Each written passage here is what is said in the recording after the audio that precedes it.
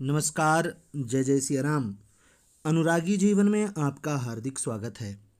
आज जो यह वीडियो आप देख रहे हैं, यह हमारे आश्रम का कुछ डिलीटेड वीडियो है जो हम अपने आश्रम वाले वीडियो में शामिल नहीं कर पाए।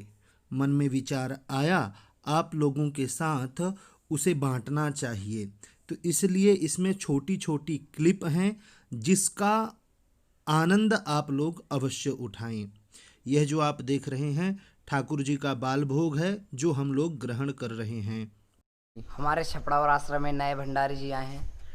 उनको प्यार से लोग मारो भैया कहते हैं।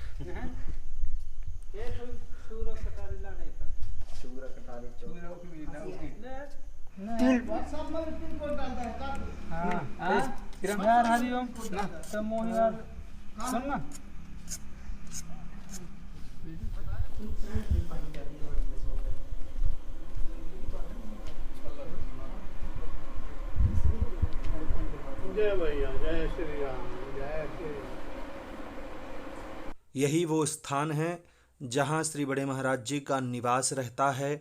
यहीं जो है भक्त दर्शन प्राप्त करते हैं और अपने जीवन को धन्य करते हैं।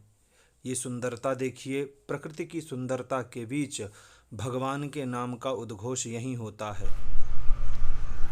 यह जो आप देख रहे हैं ये सब बंदरों की कृपा से हुआ है। एक डाल से दूसरे डाल पर कूदते हैं और इस तरह की कृपा बरसाते हैं, पूरी डाल ही तोड़ देते हैं। ये आप गौशाला के दर्शन कर रहे हैं। इतनी बड़ी गौशाला है और इतनी सुंदर लगती है ये कुछ गायें हैं जो अभी अभी आई हैं, बहुत ही कृशकाय हो चुकी हैं। इन सब गायों के सामने ही उनका नाम भी लिखा हुआ है। हालांकि जो नाम लिखा हुआ है वो ये गाय नहीं है, वो गाय दूसरी हैं। ये अभी अभी आई हैं।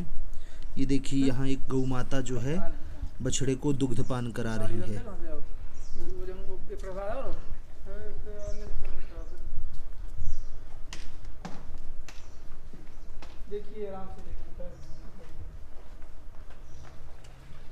मारे ना छोट छोट बछिया मिलके मोही। आप ये जो स्थान देख रहे हैं ये रात्रि में गाय यहीं बांध दी जाती हैं और यहीं उनके विश्राम का स्थान है। दिन में जो है गाय चरने के लिए बाहर चली जाती हैं। ये देखिए ये आश्रम की ही ज़मीन है, यहीं जो है गायों को चरने की व्यवस्था दी गई है। उन्मुक्त वातावरण में गाय स्वच्छंद रूप से विचरण करती हैं। आश्रम के विद्यार्थी हैं। आइए आश्रम की अनुशंसा प्रशंसा के अलावा भी एक वास्तविकता जो है जीवन की, इनका कैसा जीवन है, आचार्य जी गुरुजनों के साथ इनका व्यवहार और गुरुजनों का इनके साथ कैसा व्यवहार है, इनके माध्यम से ही जानते हैं। ये हमारे जो हैं हरिओम द्विवेदी जी हैं। इनका जो है काफ़ी समय से यहाँ लगाव बना हुआ है। अब तो ये विद्यार्थी नहीं हैं, यहाँ सेवा देते हैं जब भी समय मिलता है। अपने दैनिक जीवन से या अपने जीवन की कठिनाइयों से जूझ करके जब ये बाहर निकलते हैं तो अपने मन को शांत करने आते हैं।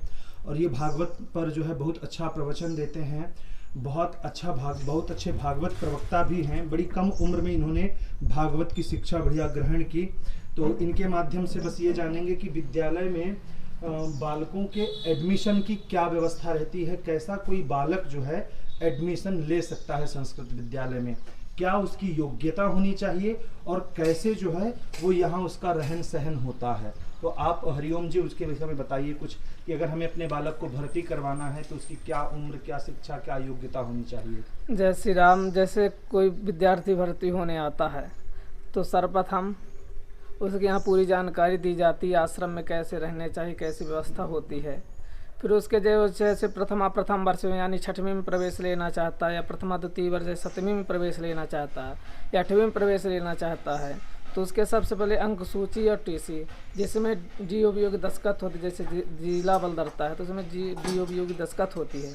फिर यहाँ वो लेकर के अपना सामग्री लेकर के आता है। फिर वहाँ ये बताया जाता है कि यहाँ रहने की, खाने की व्यवस्था है और सब सामग्री में क्या क्या उनको अपने घर से क्या सामग्री लेना पड़ता है और आश्रम से क्या मिलता है। आश्रम से केवल भोजन, रहना फ्री रहता है और घर से सब सामग्री, पेटी, बिस्तर, थाली, लोटा, गिलास, आचमनी, पंचपात, माला, झोरी। जैसे संध्या वंदन करने के लिए माला, झोरी, आचमनी, पंचपात, आसनी लेकर के आना पड़ता है। हाँ, मतलब अपने दैनिक कार्यों की जो व्यवस्था जी। होती है वो हमको मतलब बालक को अपनी व्यवस्था करनी पड़ती है। जी। बाकी रहने की, भोजन की व्यवस्था, व्यवस्था, शिक्षा की व्यवस्था सब यहाँ जी, मुफ्त की जाती मुफ्त की जाती है। शिक्षा में संपूर्ण शिक्षा मुफ्त है या उसमें कुछ फीस वगैरह थोड़ा बहुत लगती है, कि सरकारी फीस लगती है कि आपकी फीस लगती है, क्या कैसा है? आश्रम की तरफ से कुछ फीस नहीं है, विद्यालय की तरफ से जो सरकार से निर्धारित होता संस्थान से हाँ। वही फीस, जैसे 1000 2000 जो लगा वही साल ये की पूरे रहती है। साल भर में जी। 1000 रुपया जो परीक्षा फीस वगैरह लगती है, जी बस वही है ना? जी।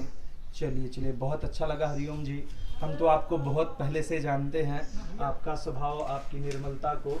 और ये एक नए विद्यार्थी हैं, हम ज़्यादा परिचित नहीं हैं, पर क्योंकि हमारे विद्यालय में पढ़ते हैं तो हमारे लिए तो ये ऋषि कुमार ही हैं, बटुक ब्रह्मचारी ही हैं। तो अभी इन्होंने इतना अच्छा स्वरूप धारण किया, इनके चेहरे का तेज देख सकते हैं। आपका एडमिशन कब हुआ था यहाँ? मेरा एडमिशन सन 2017 में हुआ था। 2 साल हो गए आपको? जी। आपका नाम, थोड़ा नाम बताइए अपना। मेरा नाम सदन त्रिपाठी है। सदन, कितना सुंदर नाम है आपका। जैसा आपका स्वरूप है वैसा ही आपका नाम है। तो यहाँ आप कौन सी शिक्षा लेते हैं? हम यहाँ संस्कृत की। नहीं तो किस कौन से मध्यमा में है? पूर्व मध्यमा में? पूर्व मध्यमा द्वितीय वर्ष। द्वितीय वर्ष। जी। और विषय क्या है आपका? विषय तो अभी कुछ नहीं है, क्योंकि सा- पूर्व मध्यमा द्वितीय सभी- वर्ष के बाद ही विषय का चयन अच्छा, हुआ। तो सभी विषय में आप जानकारी ले रहे हैं। जी। और आपका कोई प्रिय विषय, ज्योतिष, व्याकरण, साहित्य, वेद, संगीत। संगीत में ज़्यादा रुचि है आपकी? जी। चलिए, हमारी शुभकामनाएं हैं। ठाकुर जी से प्रार्थना करेंगे कि संगीत के क्षेत्र में आप अपना नाम कमाएं। जिस तरह हमारे हरिओम जी भागवत के प्रवक्ता हैं और अपने जीवन को उदार बनाए हुए हैं।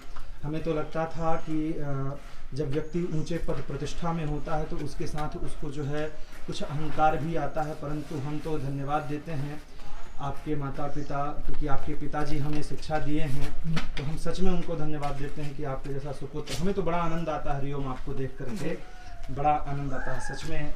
और भूरी भूरी प्रशंसा है आपकी, और आपके लिए शुभाशीष हमारी तरफ से, जी। क्योंकि हम आपसे श्रेष्ठ हैं तो बस इतना ही आपके लिए कह सकते हैं। जी। श्रेष्ठ मतलब एक उम्र का, जी। हमें पता है आप ज्ञानवृद्ध हो सकते हैं हमसे, पर बड़ा अच्छा लगता है आपकी। हम देखते हैं यूट्यूब में आपको देखते हैं, फेसबुक में देखते हैं, जी। तो इसी तरह आप अपना नाम करें, अपने कुल का गौरव बढ़ाएं, और जैसा भी हो बस ठाकुर जी और श्री सद्गुरुदेव भगवान का सदा मंगल होता रहे, बस जी। यही आप लोगों से। चलिए, बहुत बहुत जय धन्यवाद श्री राम। हरिओम जी।